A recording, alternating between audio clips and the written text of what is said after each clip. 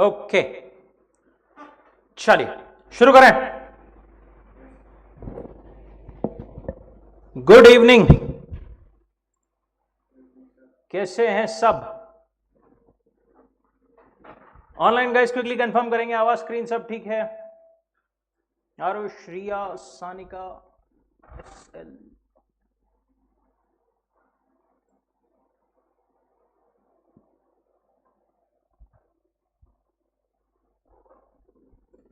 Perfect. चलिए क्या पढ़ रहे थे अपन? कंसिडरेशन, यूनिट नंबर 2 कंसिडरेशन अपन ने चालू किया था। उसमें का legal rules regarding valid consideration अपन ने चालू किया था। उसमें से पहला पॉइंट देखा था, consideration must move at the desire of the promisor. Promisor के बोलने पर कंसिडरेशन मूव होना चाहिए, तभी वो वैलिड कंसिडरेशन रहेगा। सेकेंड पॉइंट, कंसिडरेशन में मूव फ्रॉम प्रोमिसी और एनी अदर पर्सन। क्या बोल रहे हैं वो?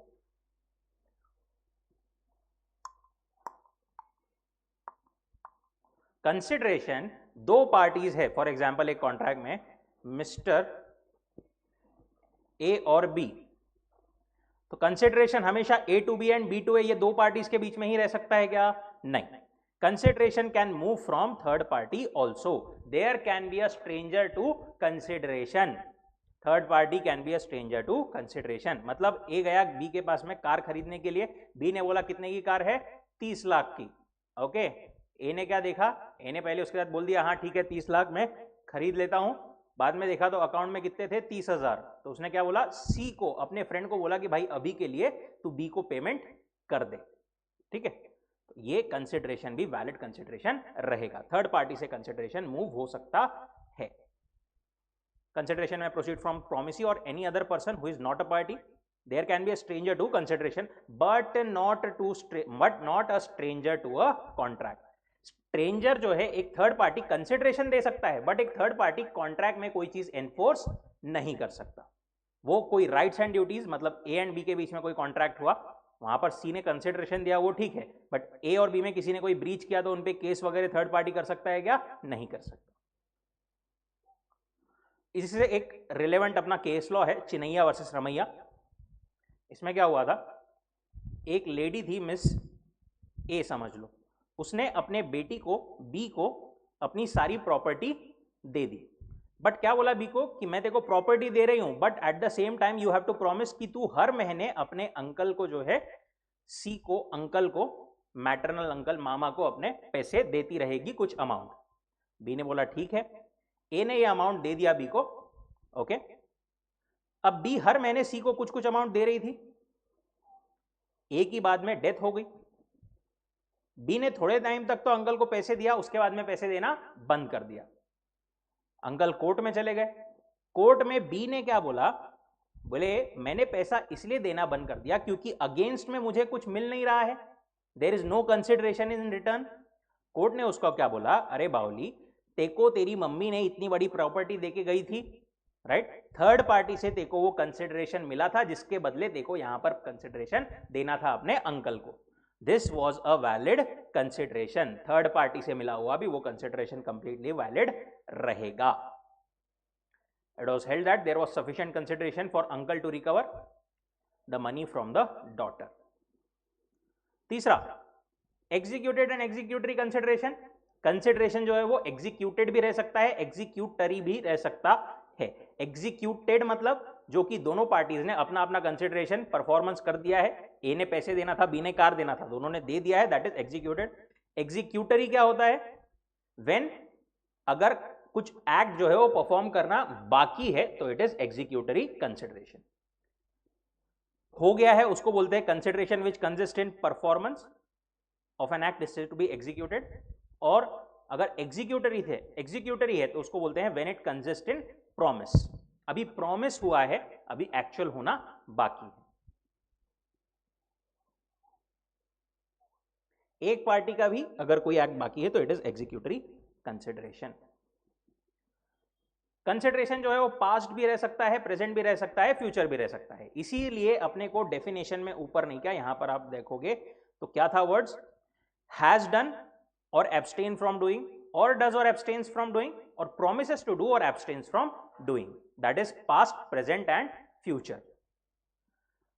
अब इसमें क्या बोलते हैं, प्रेजेंट कंसिडरेशन क्या हुआ, आप कोई दुकान पर गए, आपने पैसे दे दिया, सामान ले लिया, that is present consideration, completely fine, valid. Future consideration, आपने अभी प्रॉमिस किया है मैं तेरे को बाद में वो उतने पैसे दूंगा, फॉर एग्जांपल 10 लाख रुपए दूंगा, तूने मेरे को फ्यूचर में कार दे देना, दिस इज फ्यूचर कंसिडरेशन, ये भी ठीक है। अब आते हैं पास्ट कंसिडरेशन पे।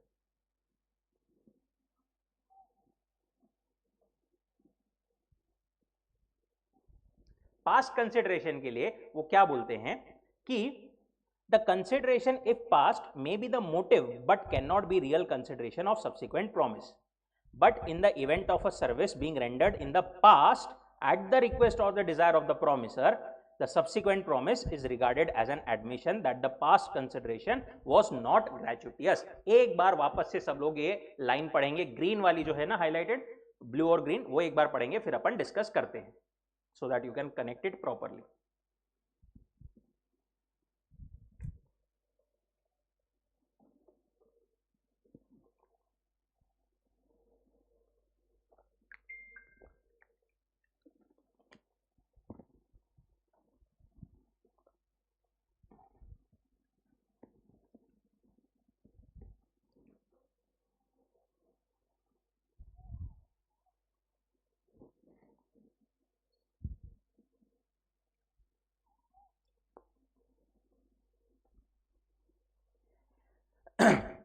ए ने बी को क्या बोला, क्या तू मेरे को घर पेंट करके देगा, ठीक है। बी ने वो पेंट कर दिया, कुछ उनका कंसिडरेशन वगैरह की बात हुई नहीं थी, पहचान के थे, दोस्ती यारी में कर दिया बी ने पेंट, ठीक है। अब थोड़े टाइम बाद क्या हुआ, ए ने बोला बी को कि भाई तूने ये पेंट किया था ना, तो मैं इसके बदले तेरे को ये पैसे देता हूं। यहां पर पास्ट कोई चीज के लिए कोई अगर कंसिडरेशन दिया जा रहा है तो that consideration is valid, okay. अभी यहां पर दूसरा एग्जाम्पल, पहला ये example, A perform service to be at his desire, after a week B promises to compensate A for work done for him, it is said to be a past consideration. But यहां पर क्या हुआ, ए को paint करवाना था, पर उसने B को बोला नहीं था कि मेरे को पेंट करवाना है, बी ने अपने मन से, अपनी इच्छा से वॉलेंटरीली ए को जो है पेंट करके दे दिया था।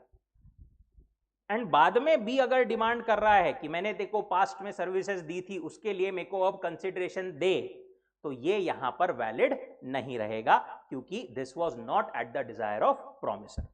सिंपली पुट, पास्ट कंसिडरेशन तभी वैलिड रहेगा when it is eight the desire of promiser.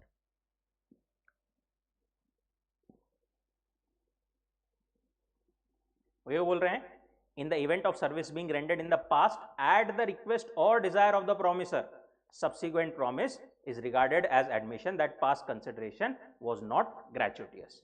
मतलब पास्ट में कुछ किया था, वो फ्री में नहीं किया था, तो तभी मानेंगे जब when it was done at the desire of promisor।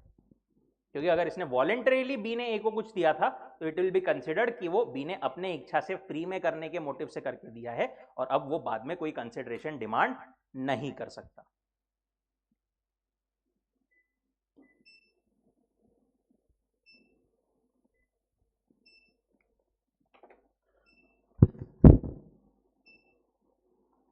पांचवा point, consideration need not be adequate. 10 lakh की गाड़ी है, ए ने बी को प्रॉमिस किया कि मैं 10,000 में बेच दूंगा तेरे को, क्या ये वैलिड है? बिल्कुल वैलिड रहेगा। कंसिडरेशन एडिक्वेट होना ये कहीं भी लॉ बोलता है जरूरी नहीं है, कुछ ना कुछ कंसिडरेशन चाहिए बस। एडिक्वेट होना, एग्जैक्ट सेम होना, जो अपने को मिल रहा है उसके अगेंस्ट, ऐसा जरूरी बिल्कुल भी नहीं है। It must be something which law would regard as having some value. Something in return need not be equal or equal to something given. But, as an exception, if it is shockingly less and other party alleges that his consent was not free, it can be taken as evidence in support of his allegation. A ने B से नहीं क्या, car खरीदी जबरदस्ती, कोएर्शन से। अब contract क्या है? वॉइडेबल है। किसके ऑप्शन पर? B के ऑप्शन पर, राइट? अब यहां पर बी गया कोर्ट में, बोले इसने मेरे से जबरदस्ती कार खरीदी। जज साहब बोलेंगे क्या सबूत है? ए ने कार खरीदी थी 10 लाख की 10,000 में। यहां पर बी जो है वो ये अपने एलिगेशन के सपोर्ट में ये बोल सकता है जज साहब देखो 10 लाख की कार थी, वो 10,000 में इसने खरीदी, मतलब इसने कोएर्शन में खरीदी है जो मैं बोल रहा हूं। ऐसा वो एविडेंस, एज ए एविडेंस उसको बोल सकता है जज को। Inadequate consideration can be taken as evidence in support of his allegation. Next, performance of what one is legally bound to do. एक पर्सन की जो काम करने की कुछ ड्यूटी है, वो काम करने के लिए वो कुछ एडिशनल पैसे मांग रहा है, तो that won't be a valid consideration.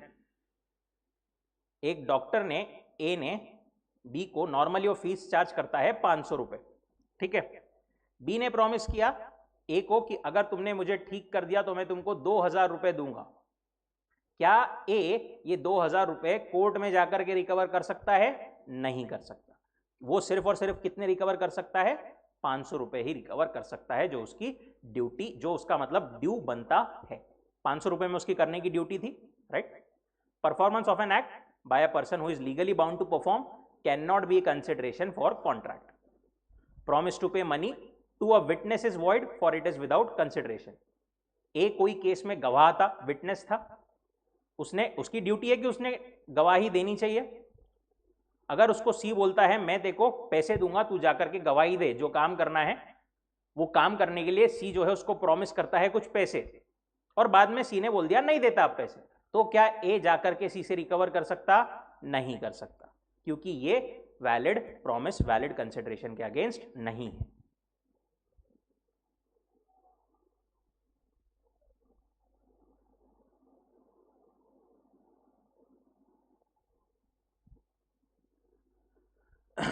But where a person promises to do more than is legally bound, it is a good consideration.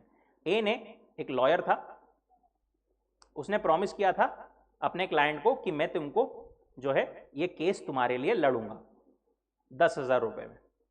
उसने केस लड़ा, उसकी सर्विसेज दी।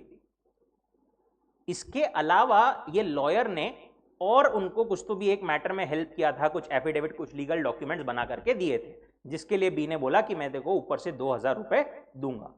ये एडिशनल 2,000 ये अब वैलिड रहेगा क्या? ये वैलिड रहेगा। क्यों?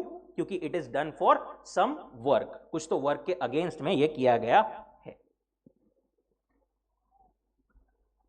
Consideration must be real not illusory. Again consideration जो है वो रियल होना चाहिए, कुछ भी इल्यूजरी मतलब जबरदस्ती की हाइपोथेटिकल बातें नहीं होना चाहिए। A man promises to discover treasure by magic bringing the dead person to life again. अगर तुम मुझे पैसे दोगे तो मैं इसको वापस जिंदा कर दूंगा, राइट। ऐसे सारे promises is not a valid consideration. It must be something to which law attaches some value. Legally और physically impossible won't be a valid consideration. And last point, consideration must not be unlawful, immoral or opposed to public policy. क्या बोलते हैं वो? Consideration कैसा होना चाहिए? Lawful होना चाहिए। इमोरल और oppose to public policy can not be a valid consideration. जैसे ब्राइब लेना या कोई भी ऐसी चीज करना जो नॉर्मली पब्लिक कंडक्ट के अगेंस्ट है, वो सारे चीजें जो है वो सारी चीजें जो है they can not be valid consideration.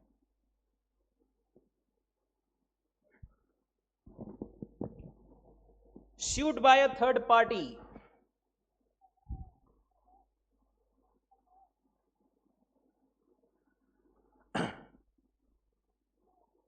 देखो ए और बी, इनके बीच में कोई कॉन्ट्रैक्ट हुआ। अब यहां पर किसी ने कोई ब्रीच किया, ए ने, बी ने, फॉर एग्जाम्पल ए ने ब्रीच किया, कोई तो भी गलत काम किया, तो ए को स्यू कौन कर सकता है? ए पे केस कौन कर सकता है? बी। बी ने कुछ गलत किया तो उस पर कौन केस कर सकता है? ए। बस दोनों पार्टी से एक दूसरे पर कर सकती है। कोई थर्ड पार्टी यहां पर कुछ कर सकता है क्या? नहीं कर सकता। Third party can not sue on contract, only a person who is party can sue upon it. But ये वाले रूल के नहीं, क्या अपने को क्या दिए हैं? कुछ एक्सेप्शंस दिए हैं लॉ में, जिसमें थर्ड पार्टी भी स्यू कर सकता है। ये जो अपन ने बोला कि सिर्फ दोनों पार्टीज आपस में कर सकती है, it is called the doctrine of privity of contracts. जो दो पर्सन के बीच में प्राइवेट कॉन्ट्रैक्ट है वही दोनों उसमें एनफोर्स कर सकते हैं, कुछ केस वगैरह कर सकते हैं, but it has following exceptions. पहला, इन केस ऑफ ट्रस्ट, ये क्वेश्चन 2-3 बार आ चुका है, डायरेक्टली 7 मार्क्स के लिए आता है, आया तो। In case of trust, mister Amitabh ने क्या किया, मिस्टर कपूर के साथ में एक ट्रस्ट बनाई।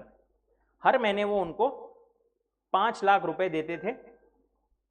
किसके लिए? मिस आरू के लिए।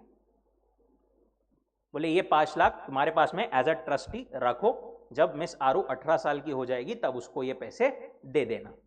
ओके, अब क्या हुआ, यहां पर अमिताभ जी दे रहे थे उनको, उसके बाद में अमिताभ जी की फॉर एग्जाम्पल डेथ हो गई। कपूर साहब ने पैसे देने के लिए मना कर दिया। क्या मिस आरू स्यू कर सकती है? वैसे तो देखे नॉर्मली तो नहीं कर सकती, बट लॉ ने अपने को बोला है कि in case of trust a beneficiary can enforce his right under the trust. यहां पर मिस आरू मिस कपूर पर केस करके वो पैसा मांग सकती है, क्योंकि मिस आरू क्या है? बेनिफिशियरी है। उसके बेनिफिट के लिए जो काम किया गया था वो बेनिफिशियरी वो ट्रस्टी में है, and she can sue.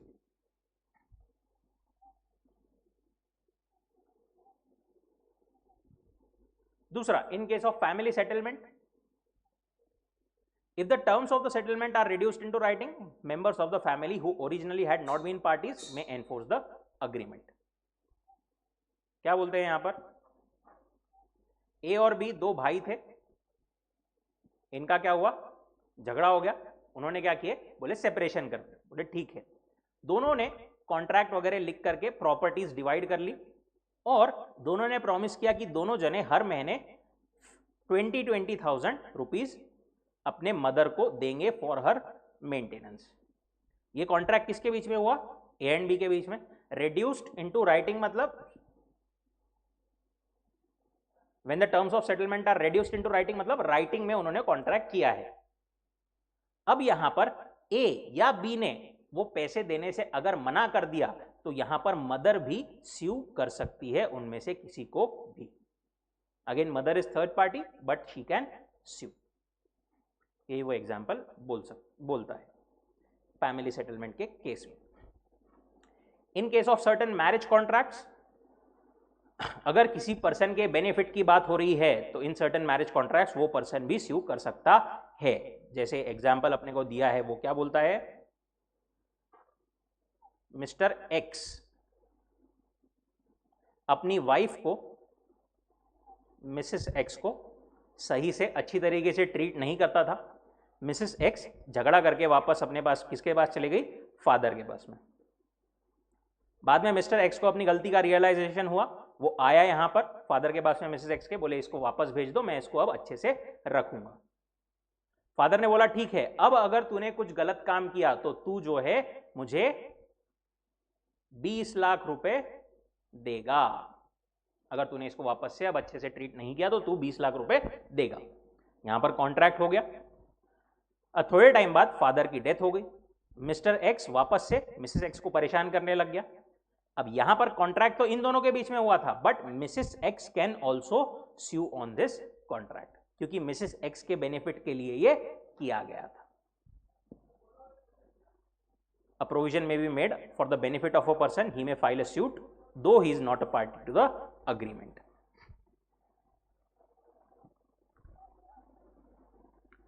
In case of assignment, अगर आपने कोई कॉन्ट्रैक्ट का बेनिफिट किसी और को असाइन कर दिया है, उस केस में भी फॉर एग्जाम्पल मिस्टर ए के नाम पे उसने इंश्योरेंस लिया था इंश्योरेंस कंपनी से। अब ये ए ने क्या किया, वो इंश्योरेंस की पॉलिसी अपने सन को, छोटे ए को असाइन कर दिया। अब यहां पर ये जो ए है वो भी इस कॉन्ट्रैक्ट पर स्यू कर सकता है। ठीक है, benefit under contract has been assigned but such assignment should not involve personal skill. अब देखो यहां पर क्या बोलते हैं कि अगर असाइन कर दिया तो assignee can enforce the contract, but ये असाइनमेंट अपन ने जो अभी बात की ये पर्सनल स्किल का असाइनमेंट नहीं रहना चाहिए। ये वाला इंश्योरेंस कंपनी वाला असाइनमेंट ये चलेगा। दूसरा वाला, मिस्टर अरिजीत ने परफॉर्म करना था एक शो में। मिस्टर एक्स एक इवेंट ऑर्गेनाइजर था, उसको प्रॉमिस किया कि मैं परफॉर्म करूंगा। थोड़े टाइम बाद अरिजीत ने क्या बोला, मेरी जगह कौन परफॉर्म करेगा? Mr Abhishek.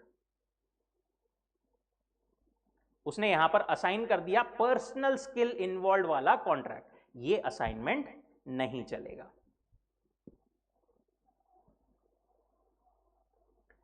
Then in the case of covenant running with the land, देखो ये वाला पॉइंट क्या बोलता है,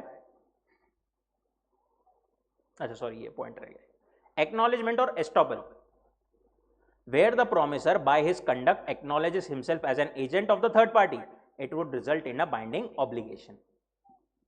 अगर आपने एक्नॉलेजमेंट से बता दिया है ऐसा कि मैं पार्टी हूं टू अ कंसिडरेशन, तो वहां पर भी आप जो है फिर पार्टी टू कॉन्ट्रैक्ट बन जाओगे। For example Mr A, Mr B, यहां पर क्या हुआ, मिस्टर ए ने मिस्टर बी को कुछ पैसे देना था, फॉर एग्जाम्पल 10,000 रुपए। अब ए आया मिस्टर बी के यहां पर देने के लिए, बट मिस्टर बी घर पे थे नहीं। मिस्टर बी ने क्या बोला, मिस्टर सी मेरे नेबर है, आप उनको जो है पैसे दे दो। अब यहां पर ए ने मिस्टर सी को पैसे दे दिए, और सी ने नहीं क्या, फोन पे बोल भी दिया बी को कि हाँ भाई तुम्हारे लिए मैंने पैसे ले लिए हैं, ठीक है। अब सी ने पैसे ले लिए, बी आया वापस से सी के पास में पैसे मांगने को, बोले नहीं मेरे पास तो पैसे नहीं है। ऐसा चलेगा क्या, नहीं चलेगा, क्योंकि सी ने पहले क्या किया था, एक्नॉलेज किया था कि हाँ मेरे पास पैसे है, मैं तुम्हारा एजेंट बोल करके पैसे कलेक्ट कर रहा हूं। नाउ ही इज स्टॉप्ड और prevented by law from denying that fact.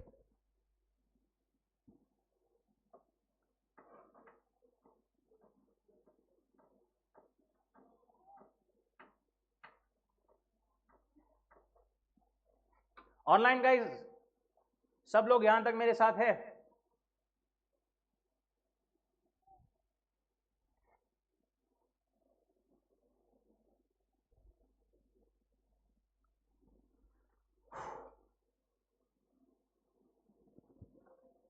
Okay, next, in case of covenant running with the land, देखो इसको डायरेक्ट एग्जांपल से समझते हैं। मिस्टर टाटा की दो लैंड थी, एक्चुअली एक ऐसी पूरी लैंड थी, उसमें दो पार्ट्स थे। उन्होंने ये मिस्टर किसको, अंबानी को बेचा। पर इसके साथ में क्या किया, एक कंडीशन डाली, एक कोवेनेंट डाला कि भाई इसमें से सिर्फ ये वाला part can be used for industry, ये वाला पार्ट जो है आप इंडस्ट्री के लिए यूज नहीं कर सकते। क्यों, क्योंकि इसके बाजू में एग्रीकल्चरल लैंड है, थोड़े पेड़ पौधे लगे हुए हैं, फ्लावर्स वगैरह है, वहां पर पोल्यूशन की वजह से ये लैंड खराब हो सकती है, तो आप ये वाली ए और बी में से ये बी वाली लैंड यूज नहीं कर सकते फॉर इंडस्ट्री। अंबानी जी ने वो समझ के खरीद लिया, हाँ बोले वो मैं एग्री करता हूं, खरीद लिया लैंड। अब अंबानी जी आगे वही वाला लैंड मिस्टर अडानी जी को बेच रहे हैं विद द सेम कंडीशन। अब अडानी जी ये दोनों भी लैंड इंडस्ट्री के लिए यूज कर रहे हैं, राइट। अब यहां पर जो है इस केस में मिस्टर अंबानी भी स्यू कर सकते हैं इस अडानी जी पर for this covenant. Actual condition किसने डाली थी, ये मिस्टर टाटा ने, बट उनका जो सक्सेसर है, सेलर का सक्सेसर है, वो भी इसको क्या कर सकता है, एनफोर्स कर सकता है, ठीक है। The person who purchases the land with the notice that owner is bound by certain duties affecting the land, the covenant affecting the land may be enforced by the successor of the seller.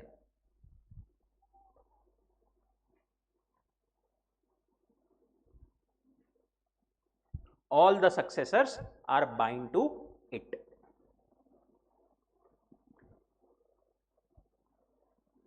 ये promise जो हुआ था, ये जो main condition थी वो इन दोनों के बीच में हुई थी, बट यहां पर ये भी अडानी जी भी बाउंड रहेंगे वही कंडीशन से। And lastly contract entered into through an agent, अपन आगे पढ़ेंगे एजेंसी में। प्रिंसिपल के बिहाफ पर अगर एजेंट ने कोई कॉन्ट्रैक्ट किया with the third party, it is as good as agent ने वो कॉन्ट्रैक्ट प्रिंसिपल के लिए ही किया है। तो वहां पर भले ही कॉन्ट्रैक्ट एजेंट और थर्ड पार्टी के बीच में हुआ, बट इस पे प्रिंसिपल भी स्यू कर सकता है, एनफोर्स कर सकता है।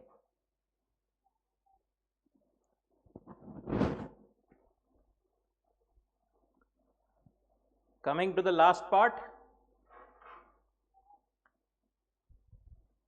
Validity of an agreement without consideration. देखो अपन ने कॉन्ट्रैक्ट पढ़ते टाइम पर एसेंशियल एलिमेंट्स वगैरह सब में ये बेसिक चीज देखी थी कि कंसिडरेशन होना जरूरी है। There can be no contract without a consideration, no consideration no contract. But इसके भी अपने को लॉ ने कुछ एक्सेप्शंस दे रखे हैं कि इन केसेस में आपका कंसिडरेशन नहीं भी रहा ना तो भी it would be what treated as valid contract. General rule is that agreement made without consideration is void. Contract may be only enforceable when consideration is there, however certain exception। सबसे पहला प्यार मोहब्बत, नेचुरल लव एंड अफेक्शन, अगर दो parties में out of natural love and affection कोई contract बन रहा है तो वहां पर कंसिडरेशन जरूरी नहीं है। बट इस चीज के लिए 4 कंडीशंस फुलफिल होना जरूरी है। कौन सी? Must be made out of natural love and affection between the parties. दूसरी कंडीशन, पार्टीज नियर रिलेशन में होना चाहिए एक दूसरे के। तीसरा, राइटिंग में होना जरूरी है वो वाला अग्रीमेंट। और चौथा, उस अग्रीमेंट का रजिस्ट्रेशन होना जरूरी है under the law. For example, एक अंकल ने अपने भतीजे को एक कार गिफ्ट कर दी, राइट? अंकल का शोरूम था, उन्होंने कॉन्ट्रैक्ट किया कि मैं तेरे को जो है कार गिफ्ट करता हूं, उसको राइटिंग में रजिस्टर करा के कर दिया। This is completely valid agreement. अगर बाद में अंकल मुकर गए तो यहां पर जो है जो नेफ्यू है वो स्यू कर सकता है। It is enforceable even without consideration.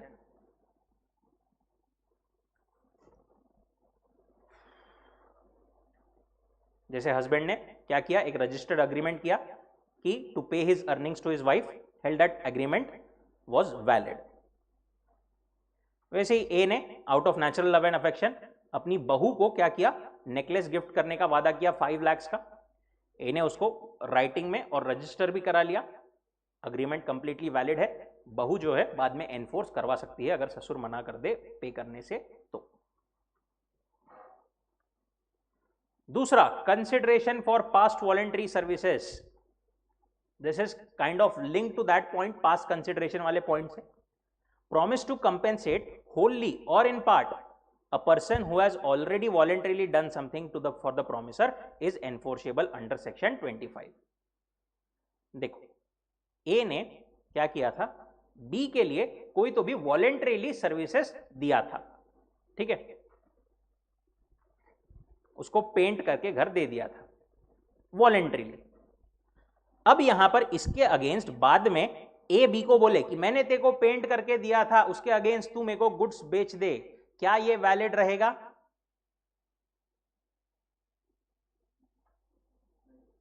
ये वैलिड नहीं रहेगा, क्योंकि इसने पहले ये सर्विस क्या दी थी, वॉलेंटरीली दी थी, ठीक है। अब वो उसके अगेंस्ट कोई चीज खुद से डिमांड नहीं कर सकता, because it was not at the desire of promisor. But यहां पर ए खुद से डिमांड नहीं कर सकता, बट बी की इच्छा हुई कि भाई इसने मेरे को पास्ट में कोई काम करके दिया था, उसके अगेंस्ट इसको मैंने पैसे देने चाहिए। और बी ने प्रॉमिस किया कि भाई मैं तेरे को, तूने पास्ट में काम किया था ना, मैं उसके अगेंस्ट तेरे को पैसे देता हूं। ऐसा प्रॉमिस अगर बी ने किया तो thus this promise is completely valid even though it is without consideration. A promise to compensate wholly or in part a person who has already voluntarily done something for the promisor is enforceable under section 25(2). But इसके लिए भी कुछ conditions fulfil होना जरूरी है। पहला, services should be voluntarily rendered. Voluntarily service दी गई थी। सर्विस किसको दी गई थी? प्रोमिसर को दी गई थी। ए ने बी को दी थी services. Promisor must be in existence at the time when services were rendered. ये सर्विसेज जो दी थी उस प्रोमिसर को दी थी एंड प्रोमिसर उस टाइम पर था एग्जिस्टेंस में। मतलब क्या बोल रहे हो, ए ने फॉर एग्जांपल बी को सर्विस दी और बाद में जो है बी का बेटा प्रॉमिस कर रहा है पे करने के लिए, तो यहां पर ये वैलिड कंसिडरेशन नहीं रहेगा। And lastly, promisor must have intended to compensate the promisee. Promisor की वहां पर इंटेंशन थी कि मैं प्रोमिसर को कुछ पैसे दूंगा वापस से उसके अगेंस्ट। ये पॉइंट समझा क्या कि वापस बताओ? Everyone online?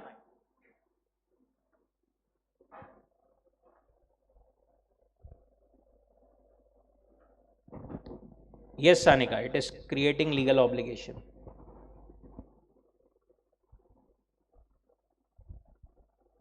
In that case of natural love and affection.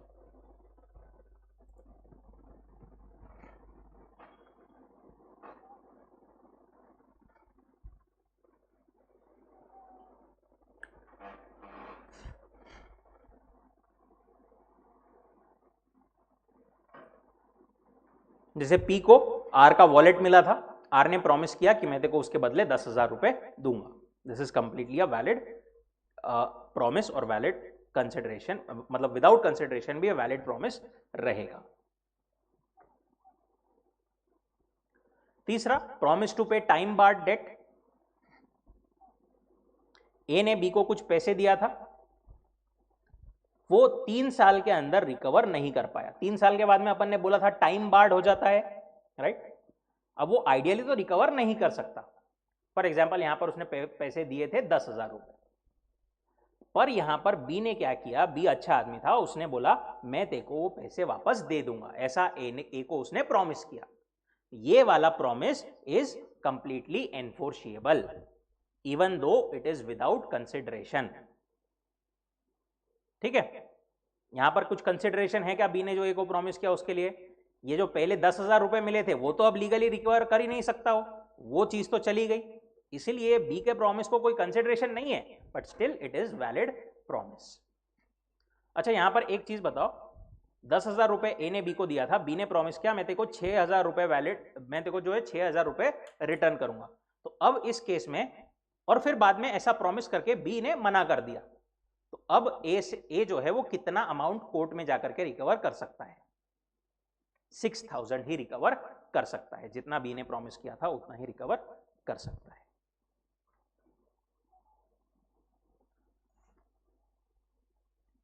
Agency, no consideration is required for creation of agency. Agency का कॉन्ट्रैक्ट बनाने के लिए कंसिडरेशन की जरूरत नहीं.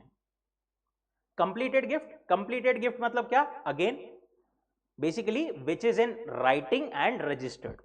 कंप्लीटेड गिफ्ट लगे तो वहां पर साइड में लिख लो, कंप्लीटेड गिफ्ट मतलब जो कि राइटिंग में है एंड रजिस्टर्ड है. ये जो रूल है no consideration no contract, it does not apply to completed gifts. Nothing in this section affect the validity as between donor and donee of any gift actually made. Thus gifts do not require any consideration. देखो यहां पर gift में near relation में natural love and affection का कोई point नहीं है, वो अलग पॉइंट है. गिफ्ट कोई भी किसी को भी दे सकता है, बस वो कैसा गिफ्ट चाहिए, in writing and registered. Sixth, bailment. Bailment अपन आएंगे जब उसमें और डिटेल में पढ़ेंगे, बट बेसिकली क्या बोलते हैं वो, बेलमेंट एक ग्रेचुटियस भी होती है, एक नॉन ग्रेचुटियस भी होती है. नॉन ग्रेचुटियस बेलमेंट की बात कर रहे हैं. फॉर एग्जाम्पल ए ने अपने फ्रेंड को बी को 4 दिन के लिए अपनी बाइक दी यूज करने के लिए, ऐसे ही दोस्ती यारी में. यहां पर ये कॉन्ट्रैक्ट कंप्लीटली प्रॉमिस जो है वो वैलिड है even though without consideration. No consideration required for bailment. It defines bailment as the delivery of the goods one person to another for some purpose. एक पर्सन ने दूसरे पर्सन को कोई चीज जो है बेसिकली डिलीवर की for some purpose and after that purpose is accomplished it will have to be returned. This is a contract of bailment. आएगा अपने को पूरा एक यूनिट ही है बेलमेंट पर.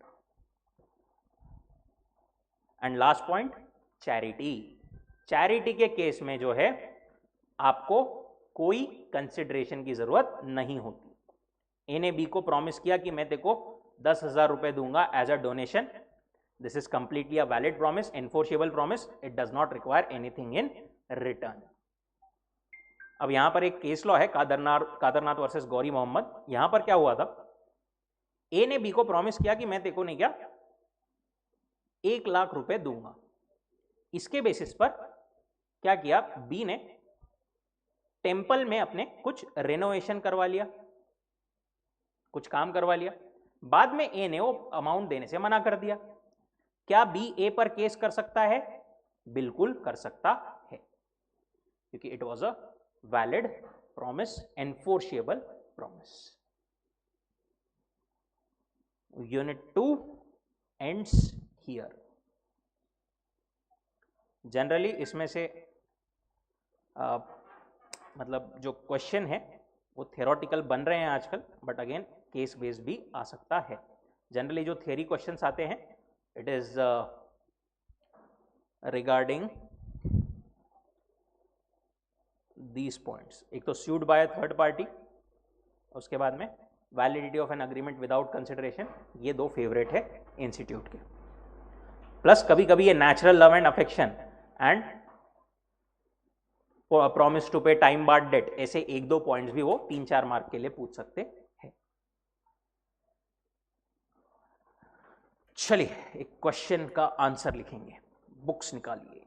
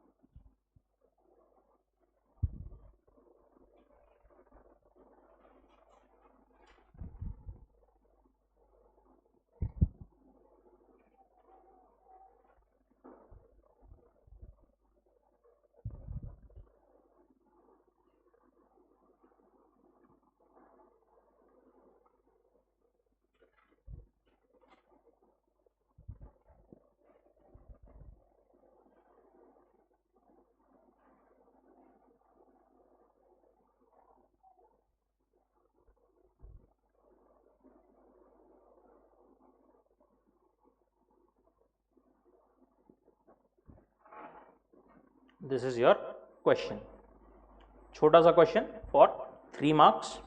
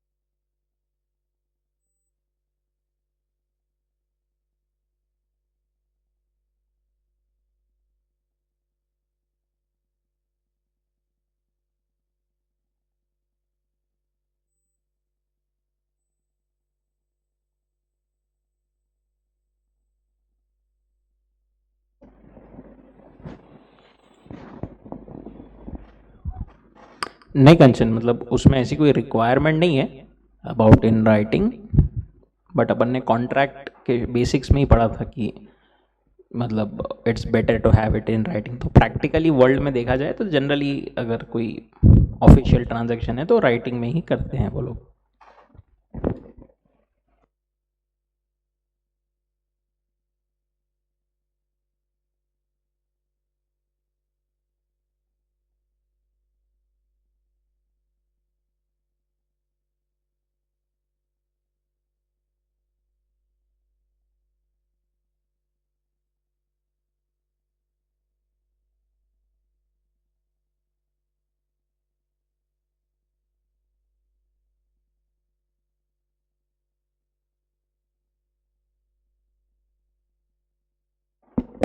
ओके स्टॉप, हो गया क्या?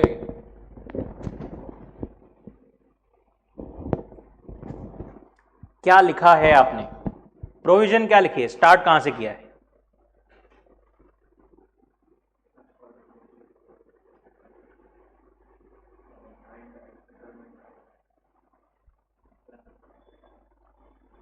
देखो कॉन्सेप्चुअली पहले देखते हैं, क्या लगता है whether acceptance of time barred debt is enforceable in law, yes या नो?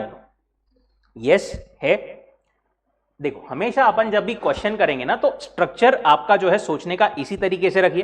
पहले अपने को कॉन्सेप्ट समझ गया कि यस ये तो है, अब क्यू है तब जाना प्रोविजन पे। अपने को मेन एक बार आंसर मिल गया तो यहां से अपन चले गए प्रोविजन पे। प्रोविजन क्या बोलती है कि promise to pay time barred debt where there is an agreement made in writing signed by the debtor or by his agent to pay wholly or in part time barred debt, the agreement is valid and binding even though there is no consideration। बिना consideration के लिए भी time barred date पे करने का अगर कोई promise है, कोई अग्रीमेंट है, when it is made in writing and signed by the debtor और हिज एजेंट, उस केस में it is completely valid and enforceable even though it is without consideration. Facts, again question का repetition and conclusion. Referring to the above provisions, contract entered between the parties post time barred debt is valid, so Mr. G is bound to pay the agreed amount to Mr. Y provided above mentioned conditions are fulfilled। ठीक है, provision, facts, analysis and conclusion या conclusion, ये format हमेशा आपको case law वाले इसमें follow करना ही है।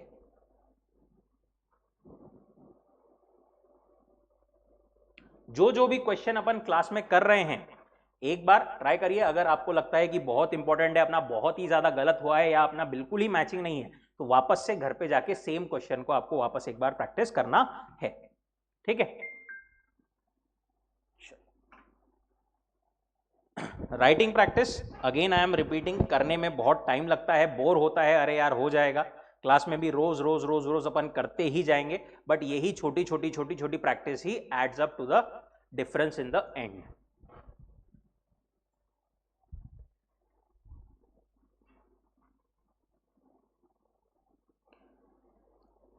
मंडे को ये आपकी कलेक्ट कर लेना शब्द की क्वेश्चन बैंक्स जो है, आई थिंक आपके पास में तो रहेगी, इसके पास में नहीं है, मंडे को ऑफिस से कलेक्ट कर लेना, आओगे या जाओगे जब, क्वेश्चन बैंक। मीनवाइल आपको कल के लिए मैं यूनिट नंबर 1 का तो आपको भेजा है, यूनिट नंबर 2 का भी पीडीएफ भेज दूंगा। चलिए यूनिट नंबर 3 चालू करते हैं, other essential elements of a contract.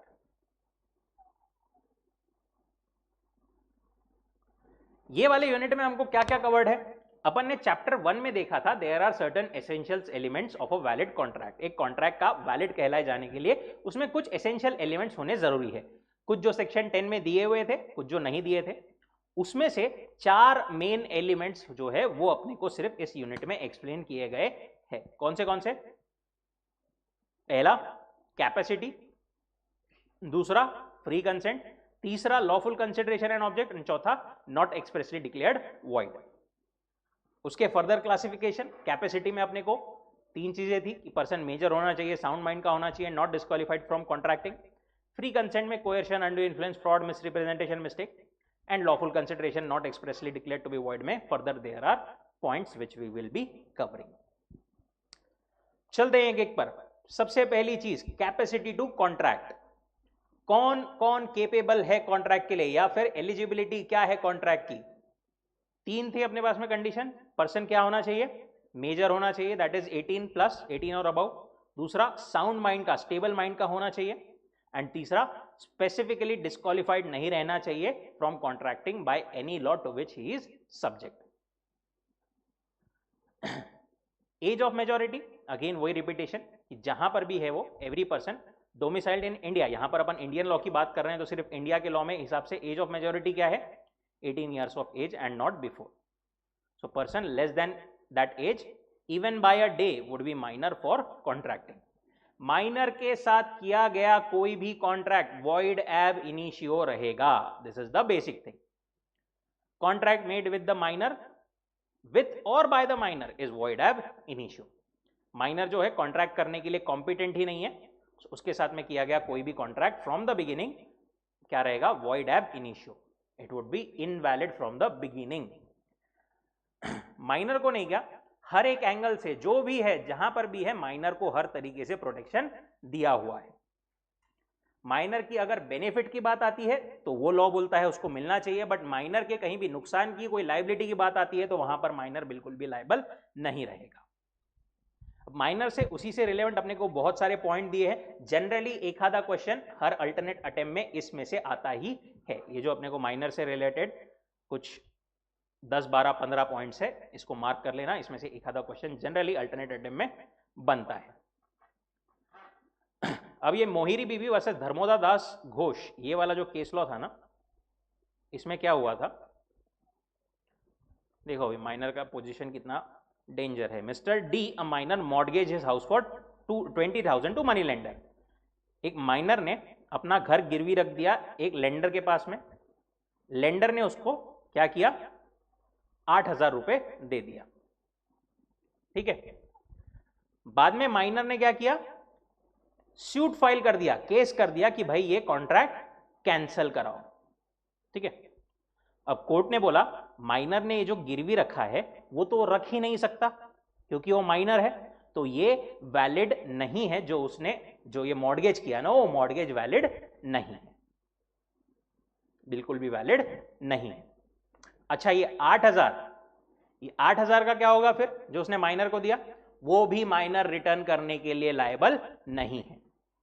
अगर माइनर के पास में वो पैसा है तो ठीक है, कोर्ट शायद उसको डिपेंडिंग ऑन द केसेस बोल सकता है return they they, but minor ने अगर वो खर्चा कर दिया है, अपने को स्पेसिफिक पॉइंट और भी है इसके बारे में आगे, माइनर ने अगर वो खर्चा कर दिया है तो माइनर को लायबल नहीं किया जा सकता।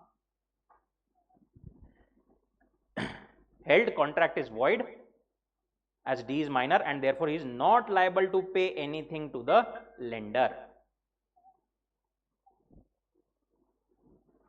दूसरा, no ratification after attaining majority. अगर माइनर ने जब माइनर था तब उसने कॉन्ट्रैक्ट किया, बाद में मेजर होने के बाद में बोला कि वो कॉन्ट्रैक्ट में एक्सेप्ट करता, तो भी वो वैलिड नहीं रहेगा।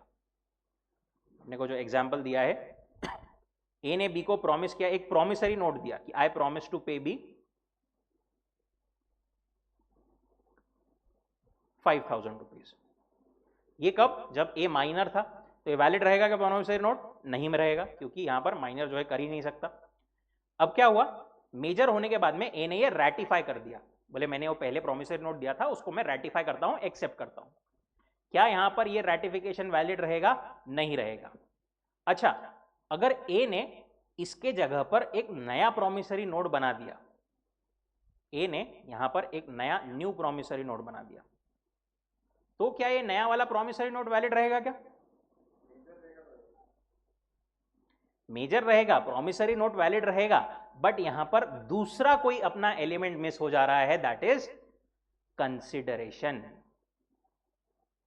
नया वाला प्रॉमिसरी नोट काय के लिए दे रहा, उसके अगेंस्ट में क्या है, कुछ भी नहीं, यहां पर नया वाला भी इनवैलिड रहेगा। New promissory note in place of old one is also void being without consideration.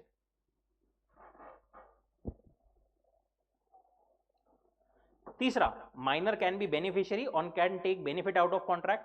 Minor के बेनिफिट की जहां पर भी बात आती है माइनर उसको एनफोर्स कर सकता है, भले ही वो माइनर है।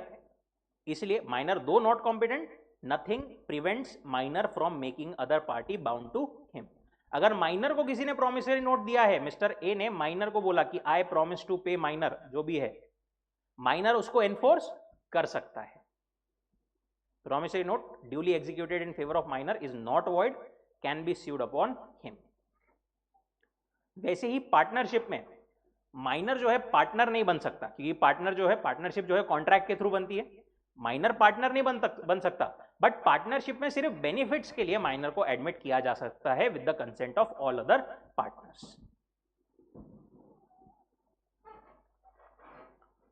चौथा, minor can always plead minority. एक और डेंजर पॉइंट, माइनर क्या है, कभी भी अपनी माइनॉरिटी का हवाला देकर के छूट सकता है। ए ने, माइनर ने, इधर देखते हैं, माइनर ने बी के साथ में कॉन्ट्रैक्ट किया, बी से पैसे लिया उधार 10,000, क्या बोल करके कि मेरी एज 20 ईयर्स है।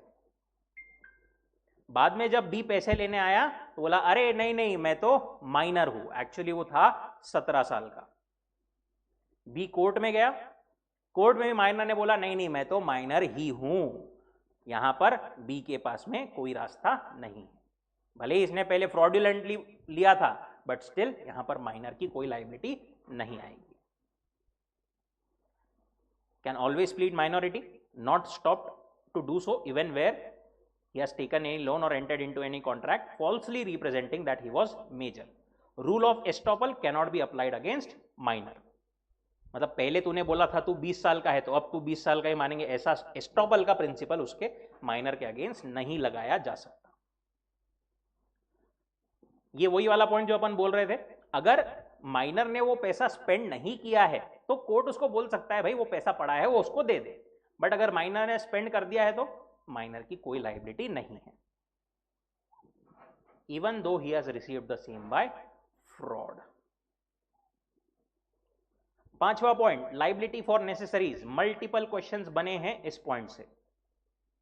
लायबिलिटी फॉर नेसेसरीज क्या बोलते हैं वो, अगर कोई पर्सन ने, ए ने माइनर को कोई नेसेसरी सप्लाई की है, सिर्फ माइनर को ही नहीं, माइनर या माइनर पे डिपेंडेंट कोई पर्सन है जिसको माइनर लीगली सपोर्ट करने के लिए बाउंड है, उसको या माइनर को कोई पर्सन ने नेसेसरी सप्लाई की है, तो उसके लिए वो पर्सन रिकवर कर सकता है पैसे, ठीक है। बट वो पैसे कहां से रिकवर करेगा, माइनर से पर्सनली कर सकता है क्या, नहीं, वो सिर्फ और सिर्फ कहां से कर सकता है, माइनर की अगर कोई एस्टेट है, कोई प्रॉपर्टी है, तो उसमें से ही वो पैसा रिकवर कर सकता है। Case of necessary supplied to minor, a claim for necessary supplied is enforceable but minor is not liable for any price that he may promise and never for more than the value of the necessaries. No personal liability of the minor, only his property is liable. एक और point ये क्या बोलते हैं, ए ने minor को कोई तो भी नेसेसरी सप्लाई की थी, माइनर खुश हो गया, ए ने वैल्यू कितनी की सप्लाई की थी, 10,000 की, नेसेसरीज कुछ तो भी सप्लाई की थी, माइनर खुश हो गया, खुश होकर के क्या बोला, मैं आपको अंकल 20,000 रुपए दूंगा। तो क्या ए एस्टेट में से 20,000 रुपए रिकवर कर सकता है क्या, नहीं कर सकता, वो सिर्फ और सिर्फ 10,000 ही रिकवर कर सकता है। माइनर ने कुछ भी प्रॉमिस किया वो वैलिड नहीं है, वो सिर्फ और सिर्फ 10,000 तक ही, जो एक्चुअल वैल्यू है नेसेसरीज की, वहां तक ही रिकवर कर सकता है, उससे ज्यादा नहीं। अच्छा, ए ने माइनर को 10,000 की नेसेसरी सप्लाई किया और माइनर की एस्टेट थी सिर्फ 5,000 की, ठीक है। अब बताओ, माइनर ने प्रॉमिस किया था ए को कि मैं आपको 10,000 रुपए पे करूंगा। अब ए जो है वो माइनर से कितना रिकवर कर सकता है, 5,000, आपका 5,000 ऑनलाइन गाइस क्या बोलते हो, 5,000, 5,000, ओके करेक्ट। 5,000 ही वो रिकवर कर सकता है जितनी माइनर की एस्टेट है। अब नेसेसरीज मतलब क्या है यहां पर? नेसेसरीज के लिए दो कंडीशन फुलफिल होना जरूरी है। नेसेसरीज अपन सिर्फ उसी चीज को बोल सकते हैं जो कि सही में reasonably necessary to support in his station in life. Actually उसके लाइफ में वो चीज नेसेसरी होनी चाहिए। दूसरा, ऑलरेडी सफिशिएंट सप्लाई नहीं होना चाहिए उस चीज का माइनर के पास में। अगर माइनर के पास में ऑलरेडी वो चीज सफिशिएंट में है तो फिर it is not a necessary, right? मतलब नेसेसरी है बट माइनर के पास में है वो ऑलरेडी, तो ये दो चीजें फुलफिल होना जरूरी है। अब नेसेसरीज मतलब कुछ भी, अब वो देखो माइनर कितना बड़ा है उस पर डिपेंड करेगा। फॉर एग्जाम्पल 2 साल के बेबी के लिए बेबी फूड ये नेसेसरी है, toys might be a necessary, but 16 साल के लिए एक बच्चे के लिए baby food might not be a necessary. उसके लिए ट्यूशन के लिए कुछ लैपटॉप वगैरह that might be a necessary, right? जो कि 2 साल वाले बच्चे के लिए नेसेसरी नहीं है। It will depend upon the age of the minor. It cannot include luxuries, unnecessary articles. All such things reasonable person would supply to an infant in that class of society to which infant belongs would be necessary. वैसे ही minor के education पर, funeral ceremonies पर कोई भी खर्चा किया गया तो वो नेसेसरीज में आएगा. Whole question is upon minor's status in life. Utility rather than ornament is the criterion. मतलब क्या चीज है वो नहीं, एक्चुअली उस चीज की क्या यूटिलिटी है माइनर को वो देखा जाएगा. Contract by guardian how far enforceable. Guardian मतलब कौन? माइनर के बिहाफ पर कोई पर्सन जो एक्ट कर सकता है, जिसको कोर्ट ने बोला है आप इसके बिहाफ पर एक्ट कर सकते हो, दैट इज अ गार्जियन. क्या माइनर के बिहाफ पर उसका गार्जियन कोई भी कॉन्ट्रैक्ट कर सकता है क्या? नहीं. कोई भी अपने मन से कुछ भी कॉन्ट्रैक्ट करेगा गार्जियन तो वो नहीं चलेगा. Though a minor's agreement is void, his guardian can, under certain circumstances, enter into a valid contract on minor's behalf. Guardian minor के बिहाफ पर कुछ कॉन्ट्रैक्ट्स कर सकता है बट सब कुछ नहीं कर सकता. Where a guardian which is within his competence for the benefit of minor will be a valid contract which minor can enforce.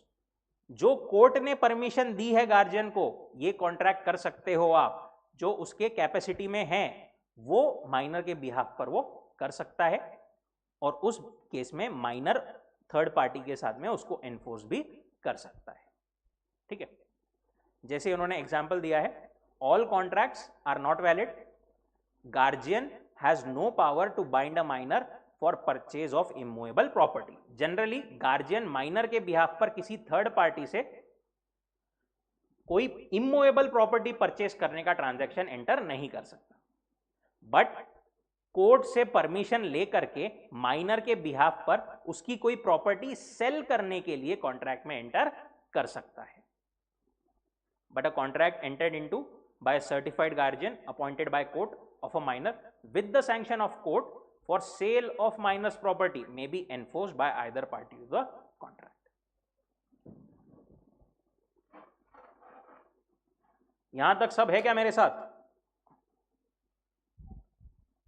Online guys,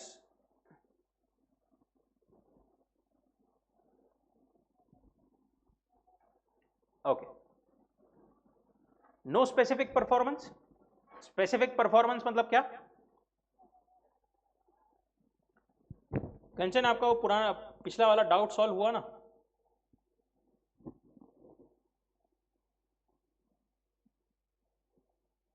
okay.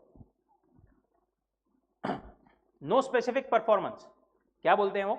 Miners agreement being void there can be no question of specific performance. कभी कभी ऐसा contract होता है, ए ने B को promise किया कि मैं तेरे को ये चीज बेचूंगा, बाद में उसने मना कर दिया, तो बी कोई कोई केसेस में कोर्ट में जाकर के बोल सकता है कि कोर्ट जज साहब ए को बोलो कि वो ये परफॉर्म करेगा कॉन्ट्रैक्ट स्पेसिफिकली. ऐसा स्पेसिफिक परफॉर्मेंस माइनर के अगेंस्ट डिमांड नहीं किया जा सकता क्योंकि माइनर के साथ में तो कॉन्ट्रैक्ट पहले in the first place void ही है. इंसॉल्वेंसी, माइनर को इंसॉल्वेंट भी डिक्लेयर नहीं किया जा सकता क्योंकि माइनर डेट सी कॉन्ट्रैक्ट नहीं कर सकता, तो फिर इंसॉल्वेंसी की बात उसकी आती ही नहीं है. पार्टनरशिप, अगेन माइनर जो है पार्टनरशिप में पार्टनर नहीं बन सकता बट पार्टनरशिप के बेनिफिट के लिए एडमिट किया जा सकता है with the consent of all the partners. Partnership के बेनिफिट मतलब for the share, for the profits, all these things. Minor agent बन सकता है क्या? प्रिंसिपल कोई ऐसा उसका एजेंट माइनर बन सकता है क्या? देखो लॉ बोलता है एजेंट बन सकता है माइनर, कोई प्रिंसिपल का एजेंट जो है माइनर बन सकता है, बट माइनर अपने प्रिंसिपल को कोई भी काम के लिए लायबल नहीं रहेगा, मतलब उसको एजेंट बनाने का कोई फायदा नहीं है। प्रिंसिपल ने बोला कि ये मेरी प्रॉपर्टी है, इसको 10,000 में बेच दे, माइनर ने 200 रुपए में बेच दिया, तो प्रिंसिपल कुछ कर सकता है क्या? नहीं कर सकता। Minor can draw, deliver, endorse negotiable instrument without himself being liable, but उसके सारे किए गए एक्ट के लिए प्रिंसिपल बाइंड रहेगा। इसका मतलब माइनर को बना करके कोई फायदा नहीं है एजेंट। माइनर अपने पेरेंट को, गार्जियन को भी बाउंड नहीं कर सकता। मतलब कोई माइनर कोई शोरूम में गया और कार खरीद कर लेकर आ गया, बोले पैसे पप्पा देंगे, तो क्या पापा यहां पर पैसे देने के लिए बाउंड हो जाएंगे? बिल्कुल भी नहीं। In the absence of authority express और implied, infant is not capable of binding his parent और guardian even for necessaries. It is liable only when child is acting as an agent for parents. हाँ, अगर पापा ने specifically authority दी थी minor को कि जा कार के शोरूम में कोई भी कार खरीद ले, मैं पैसे दे दूंगा, ठीक है, वहां पर फिर ये वैलिड रहेगा, यहां पर पापा वुड बी बाउंड टू पे। ठीक है, कार के लिए एग्जैक्टली वैसे ऐसे माइनर को नहीं बेच सकते, बट इन जनरल कोई ऐसा स्टोर पे समझो, कोई ग्रोसरी स्टोर पे से कुछ सामान लेके आ गया माइनर, वैसे केसेस का यहां पर कवर्ड है। Then joint contract by minor and adult. अगर कोई एडल्ट प्लस कोई माइनर ने जॉइंटली मिलकर थर्ड पार्टी के साथ में, मेजर कोई पार्टी है उसके साथ में, अडल्ट के साथ में कोई कॉन्ट्रैक्ट किया, तो क्या होगा? वो बोलते हैं माइनर लायबल नहीं रहेगा, बट अडल्ट पूरा लायबल रहेगा उस कॉन्ट्रैक्ट में। In Sendas versus Ramchandra, vendor could enforce the contract against the major purchaser and not the minor. यहां पर क्या हुआ था? एक मिस्टर ए थे, एक Mister M minor. Mister A ने क्या सोचा, एक काम करता हूं मैं माइनर के साथ में मिलकर नहीं, क्या थर्ड पार्टी से एक चीज परचेज कर लेता हूं, ठीक है, एक प्रॉपर्टी परचेज कर लेता हूं, जब वो पैसे मांगने आएगा तब मैं बोल दूंगा कि मैं तो माइनर के साथ में कॉन्ट्रैक्ट किया है, कॉन्ट्रैक्ट वॉइड है। तो यहां पर उसने कॉन्ट्रैक्ट किया और बाद में जब वो पैसे मांगने आया थर्ड पार्टी तो बोला कॉन्ट्रैक्ट वॉइड है, मेरे साथ में माइनर भी इन्वॉल्व है इसमें। वहां पर कोर्ट ने बोला कि माइनर की कोई लायबिलिटी नहीं है, but adult A would be responsible fully. Then surety guarantor for a minor in a contract of guarantee, when an adult stands surety for the minor, then adult himself would be liable to the third party. A ने B को surety दिया, किसके लिए? कोई minor के लिए, कि भाई आप इससे ट्रांजैक्शन कर लो, मैं अगर उसने पैसे नहीं दिया तो मैं पैसे दे दूंगा। ऐसा अगर कॉन्ट्रैक्ट किया है तो यहां पर ये जो पर्सन है ना जिसने गारंटी दी है, जो श्योरिटी है, वो पर्सनली डायरेक्टली लायबल रहेगा बी को, क्योंकि माइनर तो कॉन्ट्रैक्ट कर ही नहीं सकता।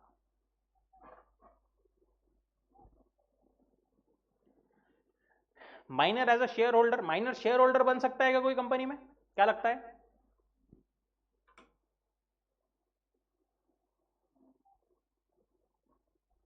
देखो अगेन शेयर होल्डिंग जो है ना, शेयर होल्डर बनना, ये अगेन मेंबरशिप, ये भी एक कॉन्ट्रैक्ट ही है। अगेन बाय डिफॉल्ट तो माइनर जो है शेयर होल्डर नहीं बन सकता। Minor being incompetent can not be a share holder of the company. पर गलती से अगर वो मेंबर बन गया बाय ओवरसाइट कभी कुछ, तो कंपनी कोई भी टाइम पर वो कॉन्ट्रैक्ट कैंसिल कर सकती है and remove his name from the register. But minor acting through his lawful guardian become a shareholder of fully paid shares to him. Minor वो क्या बोलते हैं, माइनर अपने गार्जियन के थ्रू शेयर होल्डर बन सकता है, गार्जियन के नेम में शेयर होल्डर खरीद सकता है, बट ओनली कौन से? Fully paid up shares. Fully paid up क्यों बोल रहे हैं यहां पर? क्योंकि अगर कुछ अमाउंट बाकी है, फॉर एग्जाम्पल 10 रुपए का शेयर है, उस पर 7 रुपए ही पेड है, 3 रुपए पे करना बाकी है, बाद में माइनर ने बोला नहीं पे करता, क्या करेगी कंपनी? कुछ नहीं कर सकती। इसीलिए फुल्ली पेड अप है, अगर पूरे 10 रुपए पेड है तो ही उस पर ही माइनर जो है मेंबर बन सकता है, वो भी थ्रू गार्जियन। एंड लास्ट चीज जहां पर माइनर की थोड़ी सी आखिरकार एक जगह पर लाइबिलिटी आती है, that is liability for torts. ये क्या बोलता है? टॉर्ट मतलब क्या होता है? It is a civil wrong. Minor अगर जबरदस्ती किसी को तकलीफ दे रहा है, किसी के साथ में फुकट अपन काड़िया जिसको बोलते हैं वो कर रहा है, और किसी को नुकसान पहुंचा रहा है जबरदस्ती, तो वहां पर पब्लिक रॉन्ग कर रहा है, तो उस केस में माइनर की लाइबिलिटी आएगी। Tort is a civil wrong, minor is liable for tort unless tort is in reality a breach of contract. Tort मतलब बेसिकली कॉन्ट्रैक्ट का ब्रीच करना, ये पब्लिक रॉन्ग नहीं है, क्योंकि वो तो कॉन्ट्रैक्ट तो कर ही नहीं सकता, उसकी बात नहीं कर रहे हैं हम, और कुछ उसके अलावा उसने अगर कुछ ऐसी जाते आते किसी के भी गाड़ी पर स्क्रैच कर दे रहा है, किसी का कोई नुकसान कर दे रहा है जबरदस्ती, ऐसा वो लाइबल रहेगा। जैसे माइनर ने बोरो किया हॉर्स राइडिंग करने के लिए किसी से, और अपने फ्रेंड को दे दिया, वो फ्रेंड ने वो हॉर्स को कहीं से ऊंची जगह से कुदा दिया, वो हॉर्स को बेचारे को इंजरी हो गई, अब माइनर यहां पर लाइबल रहेगा। Similarly, minor was held liable for failure to return instrument which he had hired and passed on to a friend. अपने यूज के लिए कोई इंस्ट्रूमेंट लिया और किसी और को दे दिया, अगेन यहां पर वो लाइबल रहेगा।